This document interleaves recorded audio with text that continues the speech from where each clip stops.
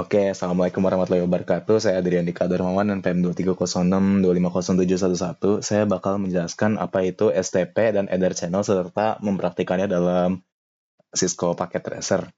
Nah, jadi yang pertama itu STP. STP itu yaitu adalah protokol jaringan pada layer kedua yang dirancang untuk mengantisipasi adanya perulangan pada jaringan Ethernet. Atau dalam bahasa lainnya, itu tuh simply kayak misalkan dalam sebuah beberapa perangkat gitu, dalam sebuah topologi jaringan, ada beberapa perangkat yang sama-sama terhubung melalui banyak link gitu atau melalui banyak jalur. Jadi misalkan kita punya sebuah perangkat di sini, ini misalkan sebuah perangkat, dia ada perangkat lainnya di sini juga. Nah, perangkat-perangkat ini adalah bangunan. Bangunan ini misalkan mereka terhubung melalui suatu jalan.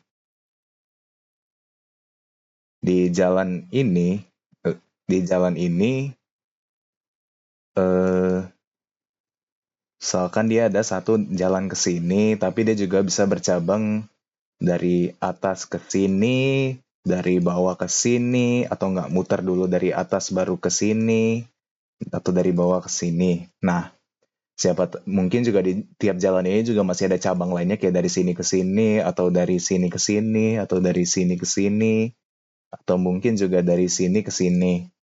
Nah, misalkan kita punya mobil. Mobil ini anggapannya adalah data yang bergerak. Jadi mobil ini bisa bergerak dari suatu perangkat ke perangkat lainnya melalui satu jalur. Nah, tapi mobil ini tuh dia bisa pakai jalur mana aja gitu. Kayak misalkan dia bisa dari jalur ini ke jalur atas, dari jalur sini ke bawah terus baru ke atas, atau dari bawah terus muter ke atas. Nah, akibatnya kalau misalkan nggak ada semacam pengarah gitu buat data dalam mobil itu bisa kayak muter-muter aja terus tanpa nyampe ke tujuannya. Nah, jadi fungsi dari STP ini dia itu kayak seseorang, dia kayak kayak orang ini dia bakal jadi kayak pengatur jalan ini gitu. Jadi kalau misalkan mobil ini mau jalan, orang ini yang bakal ngarahin buat mobil ini jalan ke tempatnya secara benar. Jadi misalkan orang ini dia ngasih pembatasnya itu bisa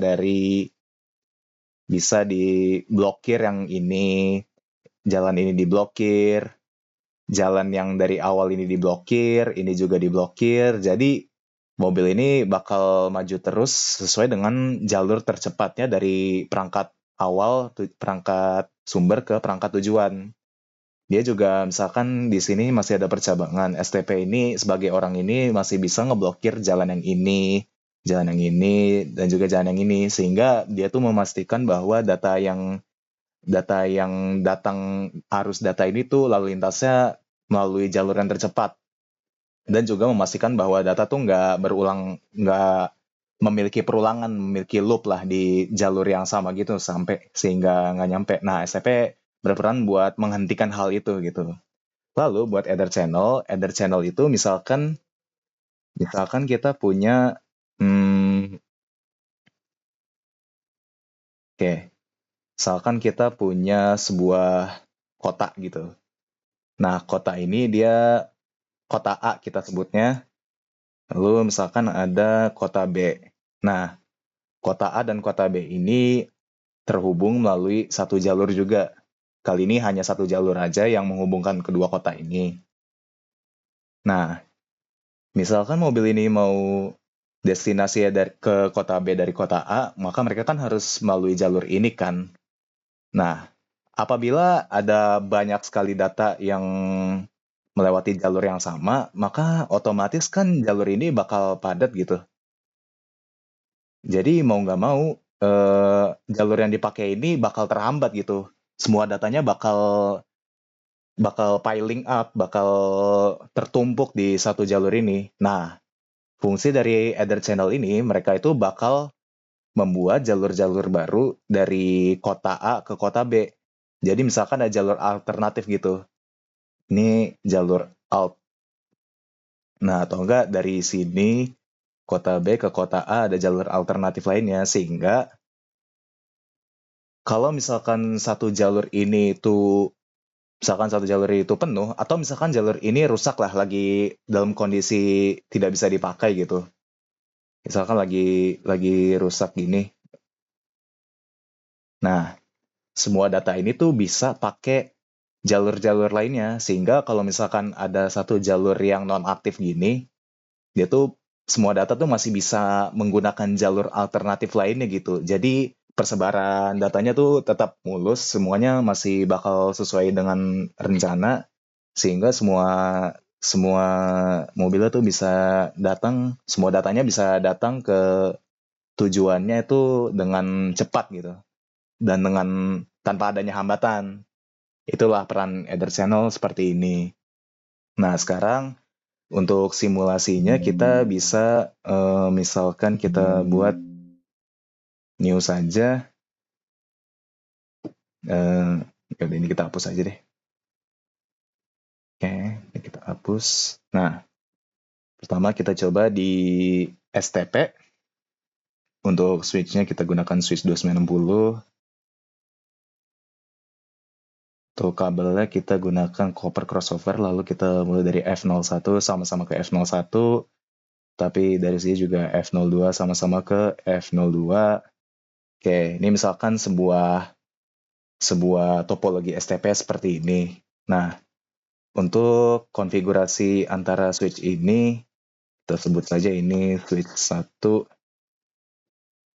yang satu lagi ini switch 2. Jadi antara switch 1 dan switch 2 ini, dia bakal kita konfigurasikan agar bisa ada spanning tree-nya.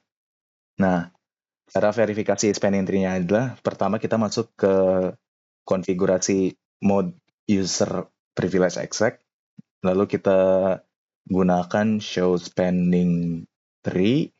Oh, kayaknya di sini aja ya. Show spanning tree. Nah, sini kita bisa lihat untuk root ID-nya, kan karena prioritas alias yang default secara langsung, maka secara default itu dia bakal ada di port 32769. Karena emang udah secara default sama untuk switch 2-nya. Dari sini kita bisa bandingkan kalau emang nggak ada perbedaan. Artinya keduanya ini tuh sama-sama merupakan default switch dalam spanning tree. Nah, untuk cost-nya sama-sama 19, tapi switch 2 ini root-nya karena tadi switch 2 ini switch pertama yang dibuat di paket tracer-nya. Lalu untuk priority-nya sama-sama 32769. Dan ini ada MAC address-nya.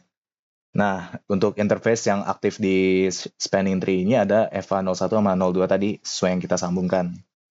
Untuk switch ini kita bisa gunakan spanning tree VLAN 1 misalkan 4096, atau itu di conft ya, mungkin di conft. Spanning tree VLAN 1 4096. Spanning tree VLAN misalkan 1 4, ya pokoknya salah satu dari itulah, maka dia akan membuat priority-nya lebih rendah daripada yang satunya. Karena priority-nya lebih rendah dari satunya, maka priority baru tersebut dia akan menjadikan switch ini sebagai root bridge-nya. Root bridge itu tuh alias sebagai jalur tercepatnya gitu. Jadi untuk semua data yang bakal berpindah dari tempat satu ke tempat dua gitu, dia akan menggunakan root bridge. Lalu buat konfigurasi Ether channel-nya, sesuai sesuai yang dibuat TP tadi, kalau saya itu tadi menggunakan misalkan dari, kita kan karena pakai FA0102, maka kita balik lagi ke config. Oke. Buat ini kita bisa masuk ke interface range FA01 sampai 2. Nah, dalam range ini kita udah masuk di interface-nya Fast Ethernet 01 dan 02. Lalu untuk ini kita bisa buatkan grup. Grup ini tuh kita sebut saja 1 dan modenya aktif. Mode aktif ini berarti dia bakal secara aktif mencari pasangan perangkat lain untuk dipasangkan sehingga membentuk Ether channel. Nah, ini udah up. Sekarang kita masuk, karena ini udah up, dia sudah dibuatkan namanya port channel. Nah, port channel itu bisa kita ubah sesuai dengan kebutuhan jaringan yang dibutuhkan topologi. Jadi, untuk namanya port channel 1, oh, lupa. Harusnya kita keluar dulu ya. Kita keluar, sekarang kita masuk interface port channel 1. Port channel itu grup tadi. Nah, switch port ini kita bisa jadikan misalkan mode trunk atau mode akses. Untuk sekarang kita coba mode terang dulu seperti yang pada skenario. Nah, kalau sudah kita tinggal exit saja. Sama untuk switch 2, kita bisa gunakan in range FA 01 sampai 2 channel group satu mode aktif juga. Kita sama-sama aktif mencari. Kita close dulu deh. Oke, kita exit. Int port channel 1 switch port mode trunk exit. Untuk verifikasi apakah memang sudah ada Ether channel-nya, kita gunakan show Ether channel. Nah, jadi kita bisa lihat port channel saya ada satu. Untuk maksimal port channel, salah satu port channel itu cuma 16. Nah, ports-nya 2 max port sama dengan 16. Untuk grup state-nya L2 karena ini di switch 2. Ini grup 1 tadi yang baru saja kita buat di switch 2 ini, protokolnya kita gunakan LHCP. Oke, itu bisa digunakan untuk konfigurasi setiap dua switch ini agar dua switch ini tuh bisa saling menjembatani kedua kabelnya. Jadi kalau misalkan salah satu kabel yang putus kayak gini, misalkan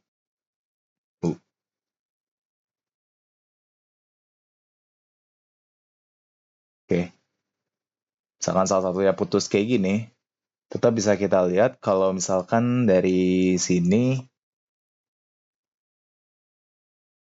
show Ether channel. Nah, ini tuh masih tersambung gitu. Jadi kalau misalkan salah satu kabelnya itu putus dari FA-nya itu, dia bakal menggunakan kabel alternatifnya gitu. Oke, sekian penjelasan dari saya. Terima kasih.